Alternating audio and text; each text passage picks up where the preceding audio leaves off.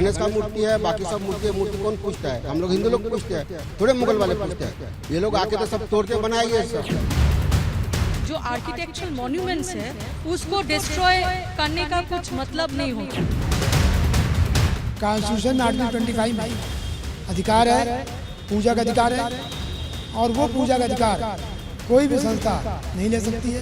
पूजा का अधिकार एक फंडामेंटल राइट है, लेकिन ये एक एब्सोल्यूट राइट नहीं है। मूर्तियां रखी हैं, ओके, उससे ये नहीं हो जाता कि अधिकार मिल गया। ये राष्ट्रीय स्मारक है, धरोहर है, तो इसको बनाए रखना चाहिए। नमस्कार, आप देख रहे हैं भारत की बात। मैं आपके साथ शोभना यादव। काशी का ज्ञानवापी हो, कृष्ण भूमि मथुरा का मंदिर हो, या फिर पुणे की दरगाह हो, या अब दिल्ली का कुतुब मीनार हो, ऐसा लग रहा है जैसे देश में धार्मिक स्थलों के विवादों की एक मीनार खड़ी हो गई है। काशी के ज्ञानवापी में आज जिला अदालत ने 26 मई की तारीख तय की, जब ये तय होगा कि मंदिर और मस्जिद के केस की रूपरेखा क्या होगी। आज ज्ञानवापी से पहले कोर्ट में दिल्ली कुतुब मीनार विवाद भी गूंजा। दिल्ली की साकेत कोर्ट ने कह दिया कि 9 जून को यह फैसला होगा कि कुतुब मीनार में पूजा हो सकेगी या नहीं। इसके अलावा मथुरा मंदिर मस्जिद विवाद में हर हफ्ते एक नई याचिका दायर हो रही है। तो पुणे में 2 दरगाह को लेकर भी नया विवाद शुरू हो गया है, और इसीलिए हम कह रहे हैं कि देश में जैसे विवादों की मीनार खड़ी हो गई है। विवादों की मीनार में शुरुआत करते हैं सबसे पहले कुतुब मीनार से।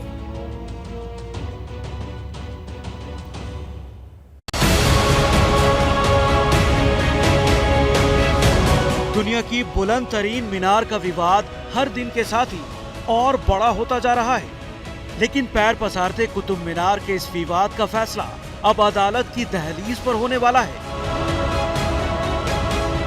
दुनिया जिसे कुतुब मीनार के नाम से जानती है, हिंदू पक्ष उसे विष्णु स्तंभ बताकर पूजा की अनुमति मांग रहा है, जिस पर सुनवाई करते हुए आज दिल्ली की साकेत कोर्ट ने अपना फैसला 9 जून तक के लिए सुरक्षित रख लिया है।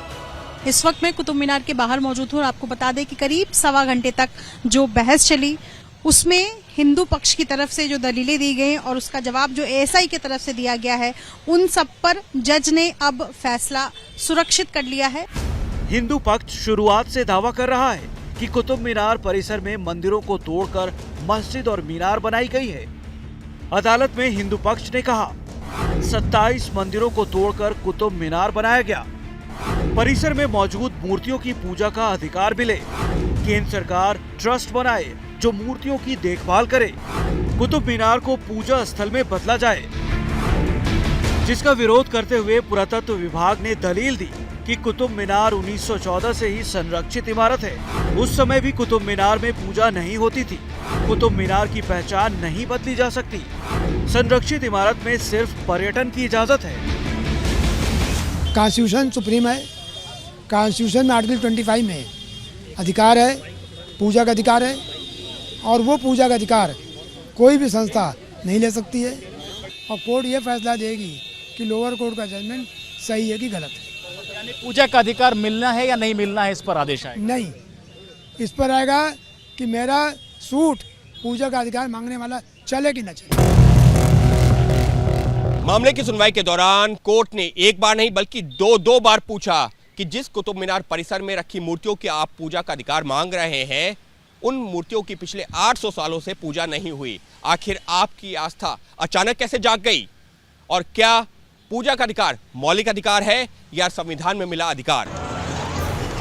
हिंदू पक्ष कुतुब मीनार परिसर में पूजा पाठ की मांग कर रहा है, तो वहीं मुस्लिम पक्ष का आरोप है कि पुरातत्व विभाग के दौरे के बाद परिसर में मौजूद मुगल मस्जिद में नमाज पर पाबंदी लगा दी गई है। आर्कियोलॉजिकल वालों ने एक सिक्योरिटी गार्ड को भेजा हमारे। किस तारीख की बात? 13 मई कि जी आप जो है अंदर दफ्तर में मीटिंग चल रही है, आप आइए। हम वहाँ पर चले गए तो वहाँ पर सीओ साहब ने हमसे कहा कि भाई आप मस्जिद में नमाज नहीं पढ़ेंगे। मैंने कहा भाई क्यों नहीं पढ़ेंगे? कि जी बस ऊपर से ऑर्डर आ गया है, अब नहीं पढ़ेंगे आप नमाज यहाँ पे। करीब 800 सालों से सीना ताने खड़े जिस कुतुब मीनार पर संग्राम छिड़ा है, उसका निर्माण गुलाम वंश के कुतुबुद्दीन ऐबक ने करवाया था। कुतुब मीनार परिसर में मौजूद एक और मस्जिद कुव्वतुल इस्लाम मस्जिद को हिंदुस्तान में इस्लाम के उदय का प्रतीक भी माना जाता है, लेकिन हिंदू पक्ष का दावा है कि इतिहास के पन्नों को कुछ और पीछे ले जाने पर इसकी जड़ें सनातन धर्म तक पहुंचती हैं। अब कुतुब मीनार पर कोर्ट का क्या रुख रहता है, इसके लिए 9 जून का इंतजार करना होगा। तो ये तो बात हो गई कुतुब मीनार की। अब आगे बढ़ेंगे भारत की बात में और बात करेंगे महाराष्ट्र में मस्जिद की जो लड़ाई है वो अब दरगाह तक आ गई है। राज ठाकरे की पार्टी एमएनएस का दावा है कि पुणे के 2 मंदिरों को तोड़कर 2 दरगाहों का निर्माण किया गया है। हालांकि ये मामला कोर्ट में है, लेकिन हिंदुत्व का झंडा बुलंद करने वाली राज ठाकरे की पार्टी इन मंदिरों के लिए नए आंदोलन की तैयारी में जुट गई है।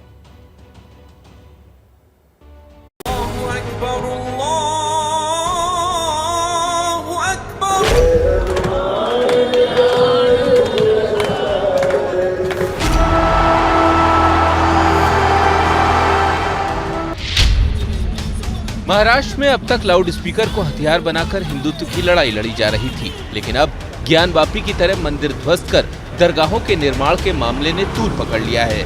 सबसे पहले पुणे के पुणेश्वर मंदिर धाम का विवाद समझिए। पुणे के कस्बा पेट का ये इलाका और इस कस्बा पेट में ये पुणेश्वर का मंदिर है और इस मंदिर का जो हिस्सा जहाँ पर खत्म होता है वहाँ पर अंदर की तरफ एक दरगाह है, लेकिन जो हिंदू पक्षकार है उनका कहना है कि यह मंदिर बाद में बनाया गया। असल में मंदिर जहाँ पर दरगाह है उस जगह पर था, लेकिन सैकड़ों साल पहले वो मंदिर तोड़ा गया, उसकी जगह पर दरगाह बनाया गया और उसके बाद सिर्फ एक छोटा सा मंदिर बाजू में खड़ा किया गया। ऐसा हिंदू पक्षकारों का कहना है। मुस्लिम पक्षकार इसको नकारते हैं और ये विवाद पिछले कई सालों से न्यायालय में चल रहा है। साथ ही जहां पर दरगाह है वहां पर दरगाह के ट्रस्टी की तरफ से कुछ वहां पर इमारतें खड़ी करने की भी कोशिश की गई, लेकिन उसको भी विरोध किया गया और वो मामला भी कोर्ट में अभी भी चल रहा है। पुणेश्वर धाम की तरह नारायणेश्वर मंदिर को भी ध्वस्त कर दरगाह बनाने का दावा किया जा रहा है। मेरे पीछे पुणे का शनिवार वाड़ा है और शनिवार वाड़ा के ठीक सामने बाई तरफ ये दरगाह है और इसी दरगाह को लेकर एमएनएस की तरफ से, एमएनएस के अजय शिंदे की तरफ से दावा किया गया है कि ये दरगाह जिस जगह पर खड़ा है वहाँ पर पहले नारायणेश्वर का मंदिर था और वो मंदिर तुड़वा कर ये दरगाह बनाया गया। असल में पिछले सैकड़ों सालों से ये दरगाह यहाँ पर खड़ा है और इसको लेकर विवाद भी पिछले कई सालों से कोर्ट में चल रहा है। लाउड स्पीकर अजान विवाद छेड़ने वाली राज ठाकरे की पार्टी अब कह रही है कि वो ज्ञानवापी की तरह ही पुणे में पुणेश्वर मंदिर के लिए भी लड़ाई लड़ेगी। पुराने काल में जाइए तो जो हमारा धर्म ग्रंथ है गाथा करके, तो उस गाथा में भी ये दोनों मंदिरों का उल्लेख है। तीसरा मंदिर जो है नागेश्वर करके, तो उसका भी उल्लेख है। तो आप अगर आज नागेश्वर मंदिर देखेंगे तो ये दोनों मंदिर कितने भव्य थे इसका आपको अंदाज़ा आएगा। और ये दावा इसलिए है कि सरकार की जो यंत्रणा है पुरातत्व खाता या पुरातत्व विभाग, तो उन्होंने भी इसके संदर्भ में अहवाल दिया है जो सरकार के पास है।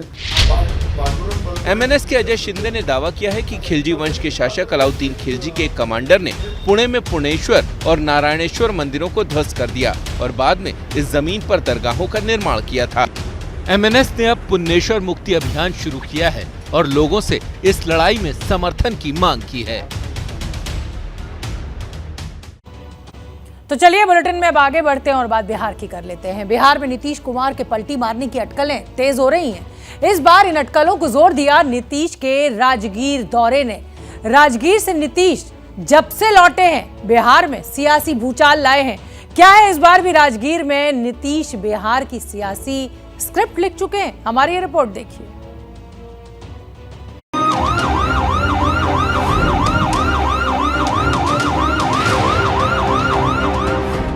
बिहार के मुख्यमंत्री नीतीश कुमार गंगा जल परियोजना का निरीक्षण कर रहे हैं। सामने पानी की लहरें उतर रही हैं, लेकिन इन तस्वीरों में सवाल तैर रहा है, आखिर नीतीश की सियासी नाव किस ओर तैरेगी?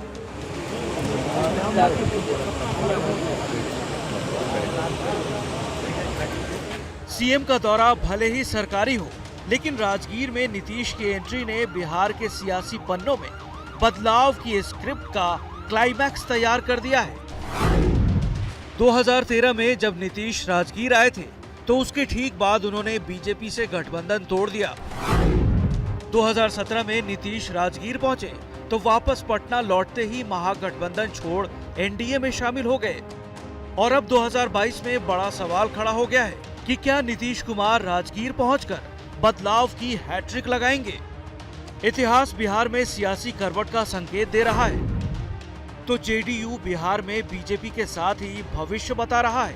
इंडिविजुअल स्तर पर कोई खबर आपके चैनल के माध्यम से दे रहे हैं, जब पार्टी के लीडर लोग बैठेंगे, राय मशवरा करेंगे, तो मैं समझता हूं कि जो मतभिन्नता थोड़ी बहुत होगी तो मतभिन्नता उसमें खत्म हो जाएगी। जेडीयू बीजेपी के साथ भले ही ऑल इज वेल का राग अलाप रही हो, लेकिन विशेष राज्य का दर्जा, शराबबंदी और यूनिफॉर्म सिविल कोड पर दोनों के सुर अलग अलग हैं और मौजूदा राट जातीय जनगणना पर और बढ़ी है। बिहार के मुख्यमंत्री नीतीश कुमार ने जातीय जनगणना पर 27 मई को एक बैठक बुलाई है। हालांकि बीजेपी ऐसी कोई बैठक होने से इनकार कर रही है। जेडीयू और आरजेडी इस मुद्दे पर दोनों एक साथ नजर आ रही है। वहीं आज बिहार विधानसभा के अध्यक्ष और बीजेपी नेता विजय सिन्हा ने तो बड़ा आरोप लगा दिया। विजय सिन्हा का कहना है कि नीतीश सरकार भ्रष्टाचारियों को पनाह दे रही है। जेडीयू और बिहार के बीच राज्यसभा चुनाव में भी तकरार बढ़ने के आसार हैं। जेडीयू के नंबर 2 माने जाने वाले आरसीपी सिंह का टिकट कट सकता है। माना जाता है कि आरसीपी सिंह बीजेपी के करीबी हैं और अटकलें लग रही हैं कि राज्यसभा टिकट न मिलने की स्थिति में आरसीपी सिंह जेडीयू से बगावत कर कई विधायकों को तोड़कर बीजेपी का दामन भी थाम सकते हैं। तो ये तो बात हो गई नीतीश कुमार के राजगीर दौरे के बाद से सियासी तकरार की, लेकिन बिहार में ही बीजेपी जेडीयू के बीच चल रही तकरार से जुड़ी एक और बड़ी खबर हम आपको बता दें। जेडीयू कोटे से केंद्र में मंत्री आरसीपी सिंह ने अपने ट्विटर बायो से जेडीयू हटा लिया है। आरसीपी सिंह ने कवर फोटो में प्रधानमंत्री मोदी की फोटो लगाई है। आरसीपी सिंह का राज्यसभा कार्यकाल खत्म होने जा रहा है। जानकारों के मुताबिक नीतीश आरसीपी को राज्यसभा भेजने के मूड में नहीं है। साथ ही आरसीपी के बीजेपी के करीब जाने की खबरें भी हैं और इसी से शायद नीतीश कुमार नाराज है। अब आरसीपी सिंह ने ट्विटर हैंडल बायो से जेडीयू हटाया। प्रधानमंत्री मोदी की तस्वीर, ये ट्विटर पेज आरसीपी सिंह का आपके सामने। जानकारों के मुताबिक ये कहा जा रहा है कि नीतीश शायद आरसीपी को राज्यसभा भेजने के मूड में नहीं है और यही नाराजगी आरसीपी सिंह की भी है। साथ ही आरसीपी सिंह जो है वो बीजेपी के लगातार करीब हो रहे हैं, ऐसी खबरें भी नीतीश कुमार को मिली है और शायद इसीलिए आज आरसीपी सिंह ने जेडीयू से जो अपना बायो से जेडीयू हटाया है, उसके पीछे क्या सियासत, ये तो पता चलेगा आगे। आज पंजाब के मुख्यमंत्री भगवंत मान ने भ्रष्टाचार के खिलाफ अपने राज्य में पहला बड़ा एक्शन लिया।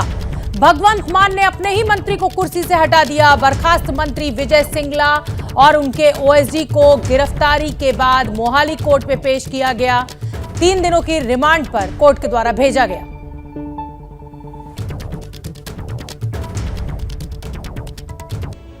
सीधे आपको जापान लिए चलते हैं। प्रधानमंत्री नरेंद्र मोदी अपने सफल दौरे के बाद अब भारत लौट रहे हैं।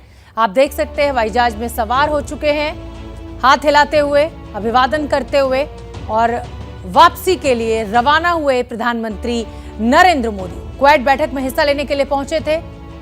सफल बैठकों के बाद अब प्रधानमंत्री नरेंद्र मोदी भारत के लिए रवाना हुए।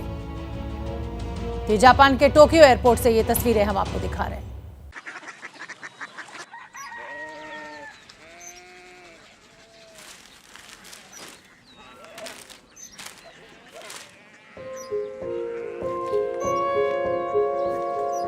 बाबा बाबा कोरिया सिटी जानी ना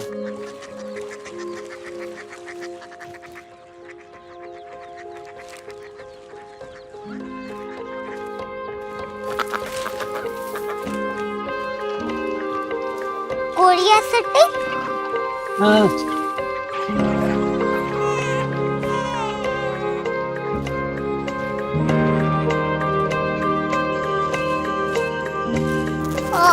कोरिया सिटी कहाँ पे है? शहर अंग्रेजी लगे हैं।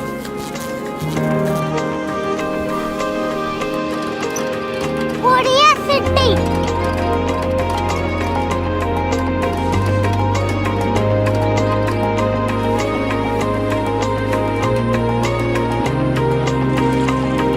वो बहुत दूर है।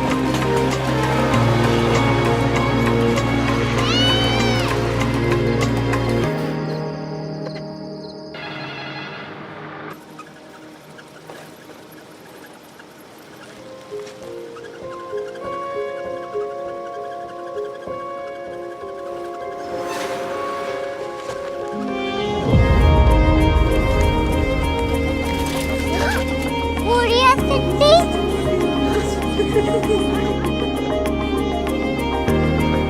दुनिया को बोलना नहीं, कुछ लोग बड़े होते हैं। कोरिया सिटी कहाँ है? प्रोफेसर साहब को पता होगा। हो, ये छोटा वाला ग्लोब लगता है और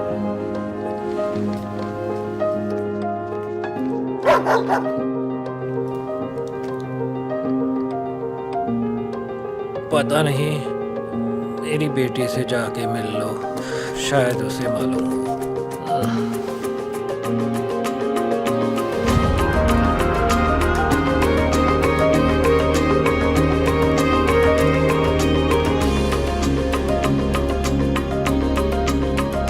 हाय, बाबा ने भेजा है। Come here. Korea city. Korea city नहीं, क्यूरियोसिटी। वो क्या? That's what brought you here? जो तुम्हें यहाँ तक ले आया। क्यूरियोसिटी।